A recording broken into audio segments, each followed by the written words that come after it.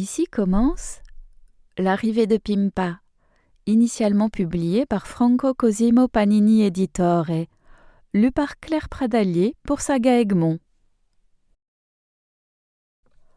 Le soleil se réveilla très tôt ce jour-là, mais ne se leva pas tout de suite. Il aimait paresser un moment sous les couvertures en regardant le plafond, plongé dans son oreiller. Il n'entendait aucun bruit. « Tout le monde dort, songea-t-il. Je ferai bien encore une sieste. » Il s'apprêtait à refermer les yeux quand le gros réveil rouge sur sa table de chevet commença à sonner. « Dring, dring, réveille-toi, marmotte, c'est l'heure de te lever. Dring, dring. » « Bon, d'accord, » grommela le soleil pour le calmer. D'un bond, il sauta du lit et courut à la fenêtre. « Voyons, quel temps fait-il aujourd'hui ?» Il faisait un temps magnifique. Seul un minuscule nuage blanc se détachait sur le ciel bleu. « Quelle belle journée !» s'exclama le soleil, ravi. Il sortit et se rendit au parc, attrapa une longue échelle et grimpa jusqu'au nuage, qui était aussi moelleux qu'un oreiller en plumes. Il le traversa d'une galipette et s'assit au bord. De là, il pouvait admirer le paysage jusqu'à l'horizon. « Voyons si tout est en ordre, » déclara-t-il en regardant en bas. Tout était bien là, les bois, les prés, les champs de blé, les arbres, la rivière et le pont. La rue aussi était là, et au fond de cette rue, il y avait la maison de Monsieur Armando. Monsieur Armando ouvrit la fenêtre de sa maison. « Quelle belle journée !» s'écria-t-il à son tour en découvrant le soleil qui brillait déjà haut dans le ciel. « Aujourd'hui, j'irai cueillir des fraises dans les bois. » Monsieur Armando aimait en effet beaucoup les fraises. Il se lava, il coiffa ses cheveux et sa moustache, il enfila son costume bleu et son chapeau, puis il ouvrit son armoire pour y choisir une cravate. « Aujourd'hui, je mettrai la rose, » décréta-t-il. On sentait qu'il était heureux, car, quand il était triste, il choisissait toujours la grise. Entre-temps, les animaux du bois s'étaient réveillés. Et ils étaient unanimes. C'était vraiment une magnifique journée. Armando ouvrit la porte du garage et sortit sa voiture. Sa voiture n'était pas grande, mais elle était rouge avec de magnifiques sièges jaunes et il l'aimait vraiment beaucoup. Il démarra le moteur et se mit en route, sa cravate rose au vent. Arrivé au bois, il descendit de la voiture et se fraya un chemin parmi les arbres et les buissons, le long du ruisseau. Il avait apporté un panier pour recueillir les fraises, car il espérait en récolter beaucoup.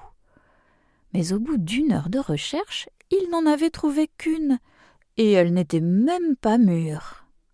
« Je n'ai pas de chance aujourd'hui, » pensa-t-il. Il se préparait à rentrer bredouille quand il aperçut une poignée de pois rouges au milieu des feuilles, sous un buisson. « Les voici enfin !» se réjouit-il. Et comme il était très gourmand, il ne put retenir un petit saut de joie avant de plonger au milieu du buisson. Peine perdue. Les taches rouges s'étaient réfugiées sous d'autres feuilles 1 mètre plus loin. « Ça alors !» s'exclama-t-il en lissant sa moustache. « Je n'ai jamais vu des fraises courir ainsi. » Et il disait vrai, car d'habitude, les fraises restent où elles sont. Mais ces fraises-là n'étaient pas des fraises, c'étaient les pois rouges d'une petite chienne à pois rouges. Armando écarta les feuilles et la découvrit. Tapie dans l'herbe, elle l'observait avec curiosité. « Voyez-vous ça ?» songea Armando. Il s'approcha et la prit dans ses bras. Puis il commença à la caresser en babillant. « Guilipi guilipou, bidibi bidibou » et autres petits mots adorables, mais qui ne veulent rien dire. « Je n'ai jamais entendu un monsieur aussi grand et aussi costaud parler ainsi » s'étonna la chienne. « Vous êtes vraiment rigolo !» Armando devint tout rouge, tant il était surpris de l'entendre parler. Il tout sauta et la reposa dans l'herbe. Marmonna-t-il, n'est-ce pas ainsi qu'on parle aux petits chiens comme toi ? Je ne suis pas un chien, mais une chienne, répondit-elle. Pourquoi ? Parce que je m'appelle Pimpa. Moi, je m'appelle Armando, fit-il. Comment es-tu arrivé dans ce bois ? Je ne sais pas, je dormais et je me suis réveillé ici. Mais où étais-tu avant de t'endormir ? Insista-t-il. Je ne me rappelle plus, répondit Pimpa. C'est drôle. D'habitude, les chiens ne vivent pas tout seuls dans les bois, ils vivent dans des maisons. Ce à pois rouge aussi ? Armando réfléchit un instant, puis répondit. Je ne sais pas, je n'avais jamais rencontré de chienne à pois rouge avant toi. Et c'est ainsi qu'ils devinrent amis. Pimpa posait tout un tas de questions, et Armando y répondait. À quoi ressemblent les maisons ? Sont-elles comme des nids ou des tanières ? Demanda-t-elle soudain. Puis elle ajouta. Je n'en ai jamais vu. C'est un peu compliqué à expliquer, répondit-il. Mais si tu viens avec moi, je te montrerai la mienne et tu comprendras mieux. Chouette, s'écria Pimpa ravi. Ils montèrent en voiture et partirent. C'est une voiture, expliqua Armando en conduisant.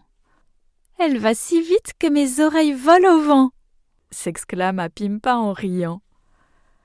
Une fois arrivé au pont, Armando annonça. Ce que tu vois là-bas, c'est ma maison. Mais elle est toute petite. Comment fais-tu pour y entrer ? Demanda Pimpa en dressant les oreilles. Elle paraît petite parce qu'elle est loin, répondit Armando. Mais tu verras, quand on s'en rapprochera, elle te semblera beaucoup plus grande. Tu avais raison, reconnut Pimpa quand ils atteignirent l'allée qui menait à la porte de la maison. Elle est vraiment grande. Et qu'y a-t-il à l'intérieur ? Armando descendit de la voiture et ouvrit la porte de sa maison. « Viens, dit-il, je vais te montrer. » Et ils entrèrent dans une grande pièce. « Voici le salon, » expliqua Armando. « Ici, on s'assied pour discuter, lire et regarder la télévision. »« Et ça, qu'est-ce que c'est ?» demanda Pimpa en désignant les objets. « Des meubles, » répondit Armando, et il lui enseigna leurs noms. Fauteuil bergère, lampe, bibliothèque, et ainsi de suite. « Je vois, » dit Pimpa. « Et ensuite ?» Armando l'entraîna dans une pièce plus petite au ton rose et bleu clair. Il y avait un lit, une table de chevet, une armoire et plein d'autres choses. « C'est ici que l'on mange ?» demanda Pimpa. « Non, ici on dort, » répondit Armando. Il reprit. « Aurais-tu faim par hasard ?»« Un peu, » avoua-t-elle, mais c'était un petit mensonge. En réalité, elle avait grand faim. « Alors allons à la cuisine, » lança Armando en quittant la chambre. « C'est là qu'on mange. » La cuisine était tapissée de carreaux jaunes. Le long des murs, il y avait une cuisinière, un réfrigérateur et un buffet. Une table était dressée au milieu de la pièce, ornée d'une nappe à carreaux bleu marine et bleu ciel. Pimpa sentit l'eau lui monter à la bouche. Armando lui expliqua ce qu'étaient les assiettes, les verres, les cuillères et les fourchettes. « Et ça, qu'est-ce que c'est » demanda Pimpa en désignant les autres objets sur la table. « Du pain, du beurre, du lait et du miel » répondit Armando. « Ça se mange ?»« Oui, mais d'abord tu dois mettre ceci » dit Armando en lui nouant un bavoir bleu ciel autour du cou. Pimpa l'examina. Il était décoré d'un motif brodé. « Que c'est joli !» s'exclama-t-elle. « À quoi ça sert ?»« À ne pas se salir en mangeant » expliqua Armando. « Mais alors toi, tu aimes te salir quand tu manges ?» s'étonna-t-elle. « Bien sûr que non !» s'écria-t-il avec le plus grand sérieux. « Alors pourquoi tu ne mets pas un bavoir, toi aussi ?» Armando réfléchit, puis répondit. « Tu as raison. » Et il noua un bavoir rose à son cou. « Bon appétit !» lança Pimpa. « Merci, à toi aussi !» répondit Armando. Et ils commencèrent à manger.